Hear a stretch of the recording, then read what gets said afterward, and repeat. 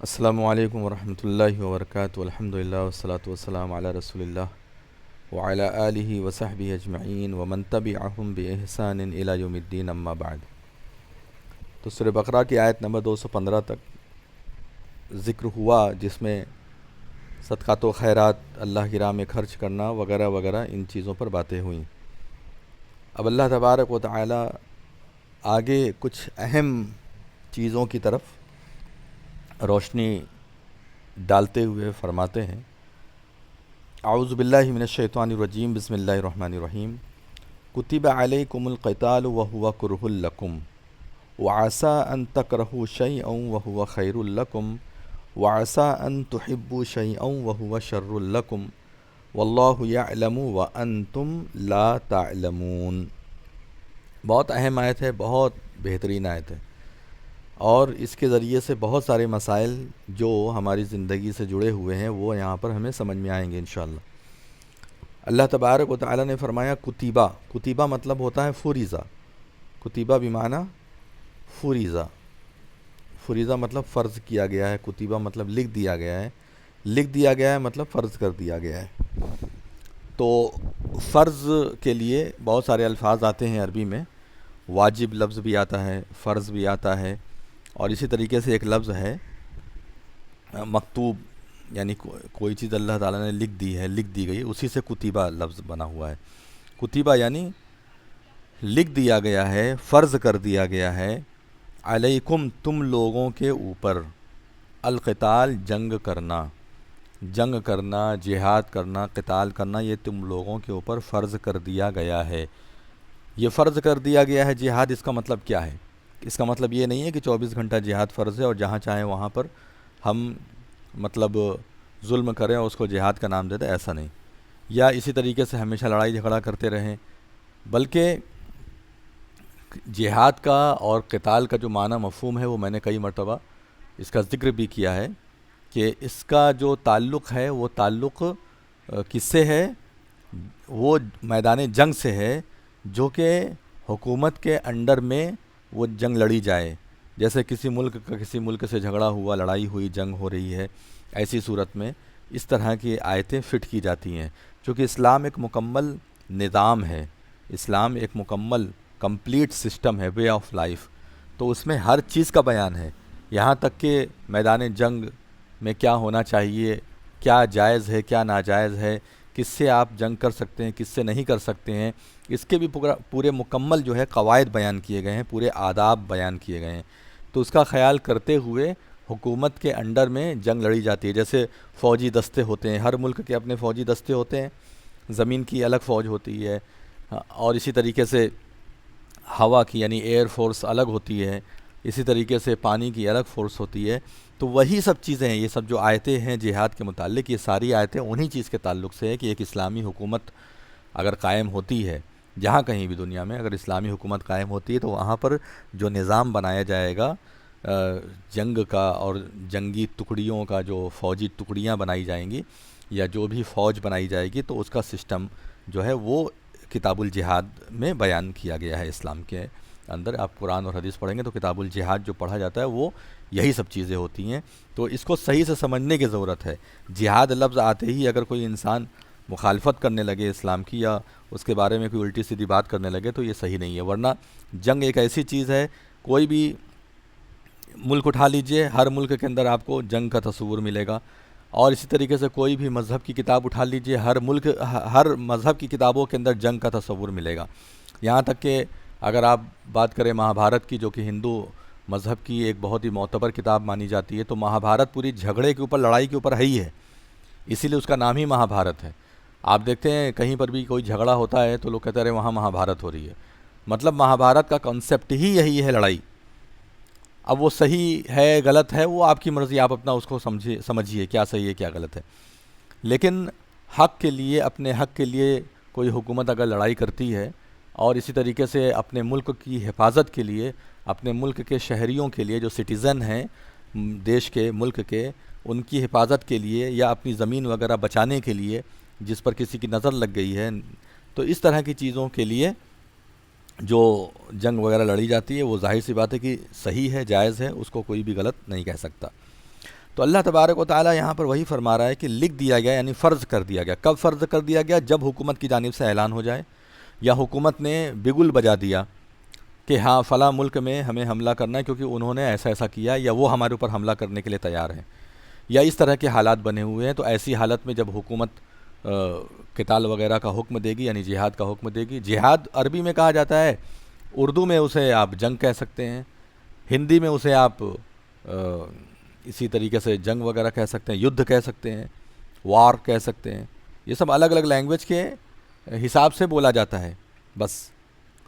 لیکن ظاہر سی بات ہے کہ دیکھیے، قتال ہے، جہاد ہے، یہ کسی کو پسند نہیں ہے۔ چاہے آپ کی زمین کوئی ہڑپ رہا ہو، آپ کے ملک کے اوپر کوئی حملہ کر رہا ہو، اس کے باوجود بھی لوگ دل سے لڑائی کرنا نہیں چاہتے، کیونکہ اس میں جان کا نقصان ہوتا ہے، مال کا نقصان ہوتا ہے، پورے علاقے تباہ و برباد ہو جاتے ہیں۔ تو اس لیے یہ چیز پسند نہیں ہوتی ہے۔ اللہ تعالیٰ نے وہی فرمایا آگے کہ وَهُوَ كُرْهُ لَكُمْ، وا مطلب اور، ہوا مطلب وہ مطلب کون؟ ہوا یہ ضمیر پروناؤن ہے، یہ قتال کی طرف جا رہی ہے، یعنی یہ جو قتال، یعنی یہ جہاد، یہ جنگ، یہ کیا ہے؟ کرہ لکم۔ کرہ کا مطلب ہوتا ہے ناپسندیدہ، یعنی تمہیں وہ دل سے پسند نہیں ہے، تم بخوشی اسے نہیں ایکسیپٹ کرتے۔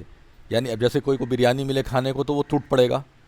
کسی کو کوئی گھر دیا جائے گفٹ میں تو وہ گھس جائے گا گھر کے اندر فوراً، بہت بہت شکریہ تمہارا۔ لیکن یہ ایک ایسی چیز ہے کہ جو ناپسندیدہ، یعنی انسان خوشی کے ساتھ یہ کام نہیں کرتا، بہت ہی مجبوری اور بہت ہی، جب آدمی پھنس جاتا ہے یا ملک کی طرف سے جب معاملہ ہوتا ہے کہ بھئی اب جنگ کے علاوہ کوئی راستہ ہے ہی نہیں، تبھی یہ کام لوگ کرتے ہیں، ورنہ اس کو کوئی بھی پسند نہیں کرتا، کوئی بھی جنگ وغیرہ کو پسند نہیں کرتا۔ تو اللہ تعالیٰ فرماتا ہے کہ وَهُوَ كُرْهُ لَكُمْ، اور یہ یعنی یہ جو جنگ کرنا ہے، كُرْهُ لَكُمْ، تم لوگوں کو ناپسندیدہ ہے۔ لیکن ظاہر سی بات ہے کہ اگر جنگ نہیں لڑو گے تو نقصان ہوگا، اگر جنگ نہیں لڑو گے تو تمہارا جو ابھی سکون سے جینا ہے وہ جینا حرام ہو جائے گا، تمہاری جو نسل ہے، جو تمہاری اولاد ہے، اس کا جینا حرام ہوگا، غلام بنا لیے جاؤ گے کسی دوسرے کے۔ تو اس لیے تمہیں ناپسندیدہ ہونے کے باوجود، اچھا نہ لگنے اور پسند نہ ہونے کے باوجود بھی تمہیں یہ کام کرنا پڑے گا۔ تو وہ ناپسندیدہ لکم، تم لوگوں کے لیے، لکم میں لام الگ ہے، کم الگ ہے۔ لام جو ہے لیے کے معنی میں ہے، کم مطلب تم لوگ، تم لوگوں کے لیے یہ ناپسندیدہ ہے۔ وَعَسَىٰ، وا مطلب اور، عسا مطلب ہو سکتا ہے، اور ہو سکتا ہے، ان کے، ان کا مطلب ہوتا ہے کہ تکرہو شیئن، تکرہو کا مطلب تم لوگ ناپسند کرو، شیئن کسی چیز کو،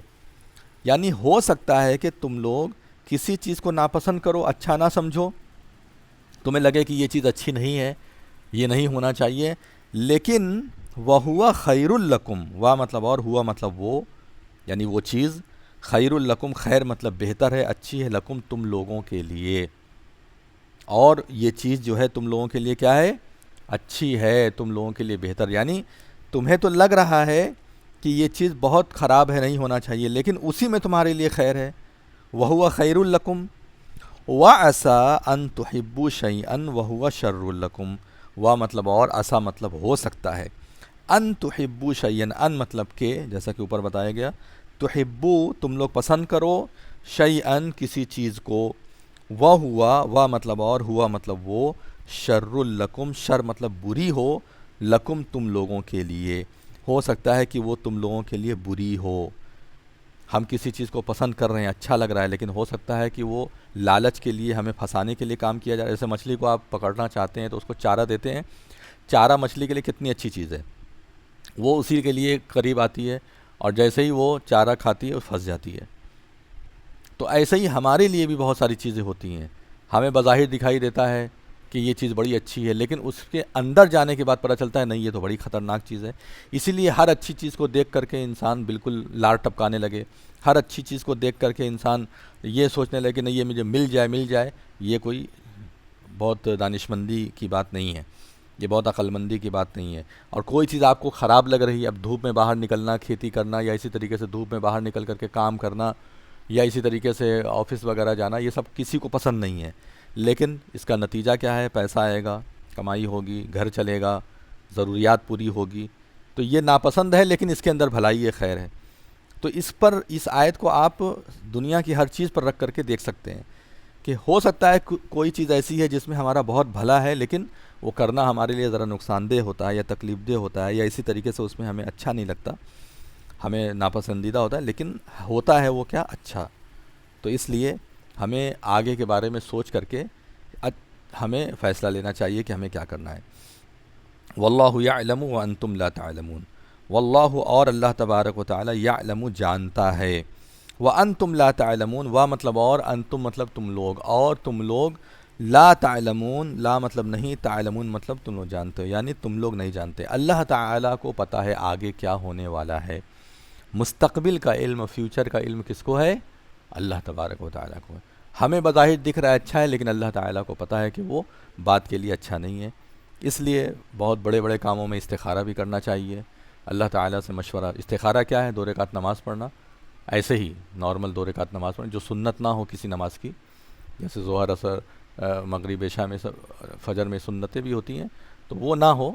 بلکہ اس کے علاوہ ہو، کوئی ایکسٹرا 2 رکعت نماز پڑھے، اور 2 رکعت نماز پڑھنے کے بعد اللہ تبارک و تعالیٰ سے دعا کرے. اس کی لمبی دعا ہے، اس میں استخارہ کیا جاتا ہے. وہ استخارہ کی دعا آپ جا کے دیکھ لیجئے دعاؤں کی کتاب میں، اس میں اللہ تعالیٰ سے مشورہ لیا جاتا ہے. تو یہ سب کر لینا چاہیے، سمجھ بوجھ کر کے ہی کوئی قدم آگے بڑھانا چاہیے. تو یہ ہے، تو یہاں قتال کی ایک مثال دی گئی ہے، لیکن یہ ہر دنیا کی ہر چیز پر جو ہے فٹ بیٹھتی ہے کہ ہمیں کوئی چیز اچھی نہیں لگ رہی ہے لیکن اسی میں خیر ہے، تو ہمیں وہ کام کرنا چاہیے، اور جو مشکلات ہے اس کے طرف ہمیں نہیں دیکھنا چاہیے. اس کے بعد اللہ تبارک و تعالیٰ فرماتے ہیں یسألونک عن الشہر الحرام قتال فی. اصل میں یہ جو آیت ہے، آیت نمبر 217، اس کا ایک پس منظر ہے کہ رجب کا مہینہ تھا. اصل میں 4 مہینے حرمت والے ہوتے ہیں. حرمت والے یعنی جس میں جنگ وغیرہ کرنا حرام ہے، اور بہت احترام کیا جاتا ہے ان مہینوں کا. جنگ وغیرہ اس لیے حرام ہے کیونکہ اللہ تعالیٰ نے اس کو حرمت والا مہینہ بنایا ہے. جائز جنگ بھی اگر ہو رہی ہے تو سیز فائر کرنا، جنگ کو روکنا، یہ ضروری ہو جاتا ہے. تو یہ 4 مہینے کون کون سے ہیں؟ ایک تو ذوالقعدہ، اس سے پہلے بھی میں نے بتایا ہے کسی موقع پہ. ذوالقعدہ، ذوالحجہ، محرم اور رجب، یہ 3 لگاتار آتے ہیں، ٹھیک ہے. اور رجب جو ہے یہ اکیلے آتا ہے شعبان سے پہلے. تو ذوالقعدہ، ذوالحجہ، محرم، رجب، یہ 4 مہینے جو ہے حرمت والے ہوتے ہیں. اس میں جنگ وغیرہ کرنا، کسی کو مارنا پیٹنا اور بہت ساری چیزیں جو ہے حرام ہوتی ہیں. اس لیے بھی کیونکہ زمانے جاہلیت میں بھی یہ حرام تھا، اور زمانے جاہلیت میں یعنی اسلام سے پہلے بھی لوگ ان مہینوں کی عزت کرتے تھے، اور اس کا فائدہ بہت ہوتا تھا. ان مہینوں کے اندر لوگ سکون سے آرام سے ایک جگہ سے دوسری جگہ جاتے تھے، سفر کرتے تھے، بزنس کرتے تھے، اور کوئی خوف نہیں ہوتا تھا کہ کوئی ہمیں لوٹ لے گا یا کوئی ہمیں مار دے گا، یا جنگ کا کوئی خوف نہیں رہتا تھا. رجب کا مہینہ شروع ہو گیا تھا، مسلمانوں کی ایک ٹکڑی تھی، اس نے غلطی سے کسی کو قتل کر دی. کہیں لڑائی جھگڑا ہوا اور اس لڑائی جھگڑے میں مسلمانوں کی ایک ٹکڑی تھی، اس نے غلطی سے قتل کر دیا، اور یہ نہیں پتہ تھا کہ رجب کا مہینہ ہے. یہ بات جب مشرکین کو پتہ چلی تو وہ مسلمانوں کو طعنہ دینے لگے، کہنے لگے دیکھو دیکھو، حرمت والے مہینے کی ان کو عزت نہیں ہے، احترام نہیں ہے، یہ لوگ یہ بات کرتے ہیں، وہ بات کرتے ہیں. تو یہ غلطی تھی. اللہ تعالیٰ نے اس سلسلے میں آیت نازل فرمائی، اور وہی فرمایا کہ یسألونک عن الشہر الحرام قتال فی. یسألونک، وہ لوگ سوال کرتے ہیں آپ سے. اصل میں یسألون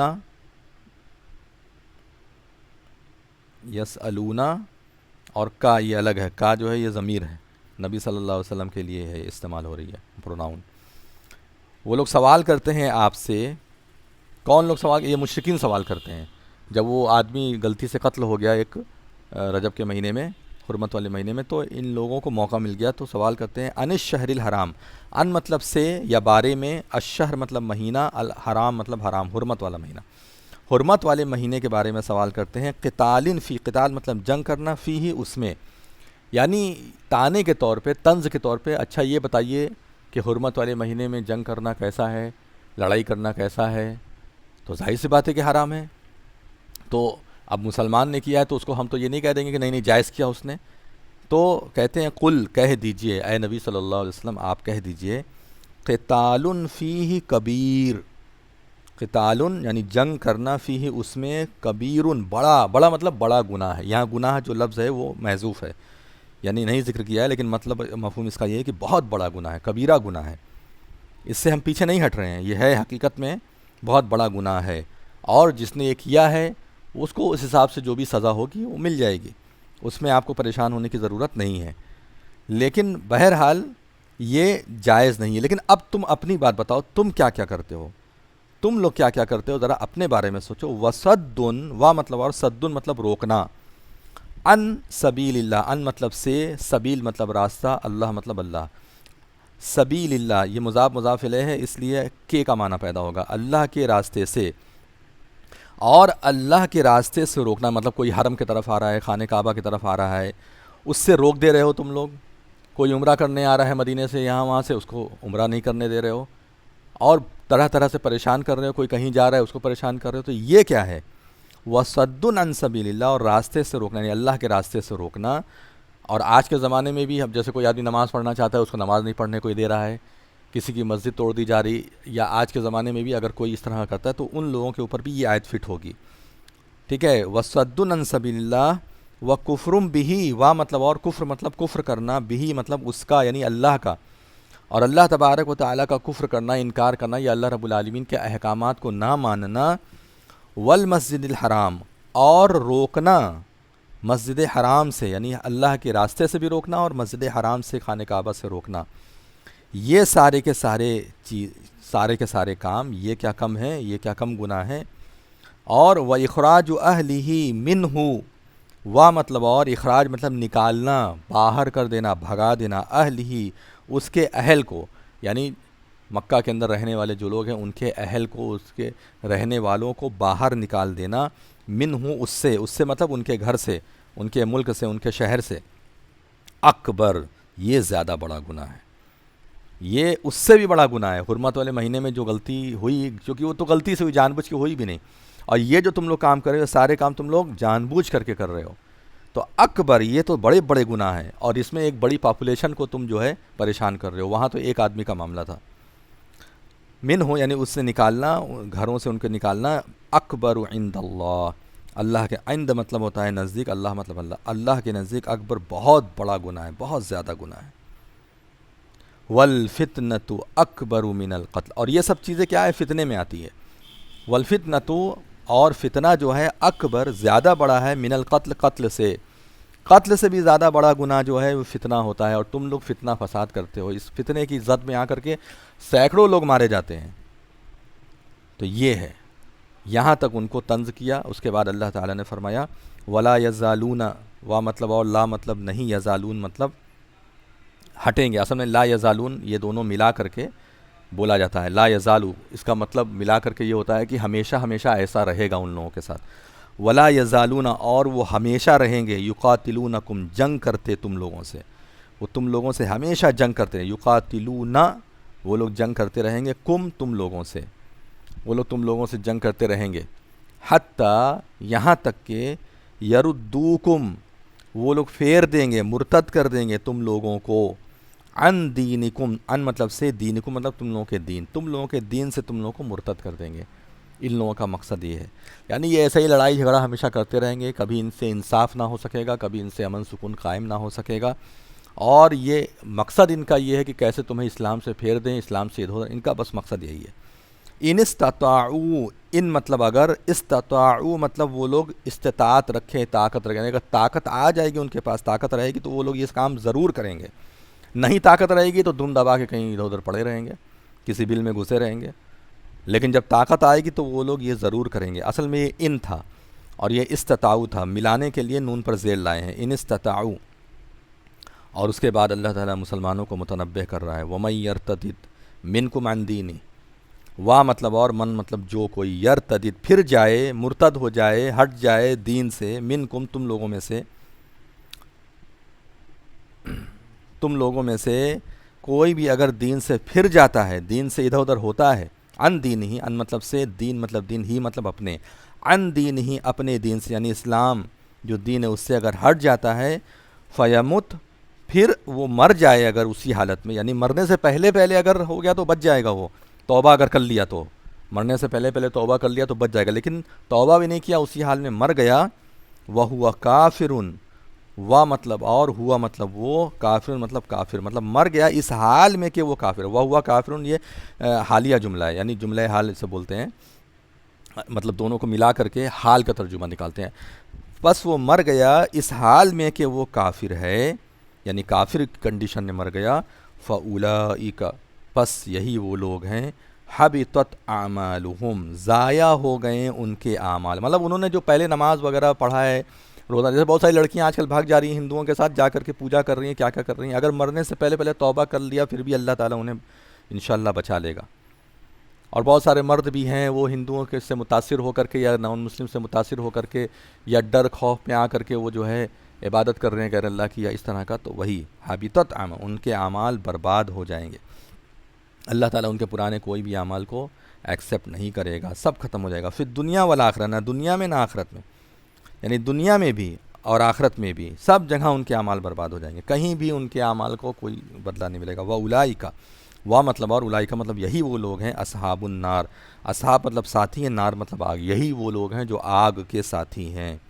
ہم فیہا خالدون، یہ وہ لوگ ہیں اس میں، فیہا اس میں، خالدون ہمیشہ ہمیشہ رہے، خالد کا مطلب ہوتا ہے ہمیشہ ہمیشہ،